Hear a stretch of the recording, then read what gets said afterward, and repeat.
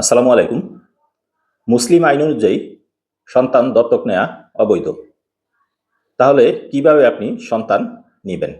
পবিত্র কোরআনের সূরা আল আহজাবের ৫ নং আয়াতে আল্লাহ পাক বলেছেন, তোমরা তোমাদের পালিত সন্তানদের তার পিতার পরিচয়ে ডাকো। পিতার পরিচয় যদি জানা না থাকে তবে তারা তোমাদের দ্বীনি ভাই। ইসলাম ধর্মে সন্তান দত্তক নেওয়া বৈধ নয়। তবে কিভাবে আপনি সন্তান লালন পালন করতে নিবেন? আপনি সন্তান দত্তক নিতে পারবেন না, তবে আদালতের অনুমতি নিয়ে সন্তানের লিগ্যাল গার্জিয়ান বা আইনি অভিভাবক হিসাবে সন্তানের লালন পালনের দায়িত্বভার নিতে পারেন। এক্ষেত্রে আপনি আপনার কাছে ওই সন্তান রাখতে পারবেন, তাকে ভরণ পোষণ এবং লালন পালন করতে পারবেন, প্রয়োজন বোধে তাকে বিদেশে নিয়ে যেতে পারবেন।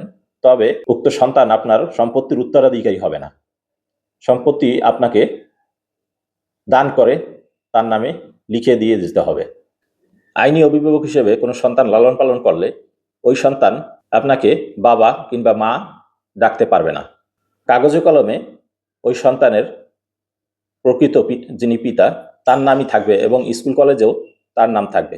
তবে যিনি বৈধ অভিভাবক হিসাবে লালন পালন করবে তাকে চাচা কিংবা খালু এবং খালা কিংবা চাচি হিসাবে সম্বোধন করতে পারবে। যদি এরূপভাবে লালন পালন করতে নেয়া ছেলে বা মেয়ে কাউকে বাবা বা মা বলে সম্বোধন করে, সেটা সম্পূর্ণ ইসলাম ধর্মের দৃষ্টিতে হারাম। 2 বছরের কম বয়সী কোনো শিশুকে যদি লালন পালন করতে নেওয়া হয় এবং তাকে দুধ পান করা হয়, তাহলে সে দুধ সন্তান এবং এক্ষেত্রে কোনো ধরনের সমস্যা নেই। তবে 2 বছরের বেশি বয়স্ক কোনো শিশুকে লালন পালন করানো হলে এবং তাকে দুধ পান না করানো হলে তারা যখন সাবালক হবে তাদের নিকট থেকে লালন পালনকারী ওই মহিলা পর্দা করতে হবে।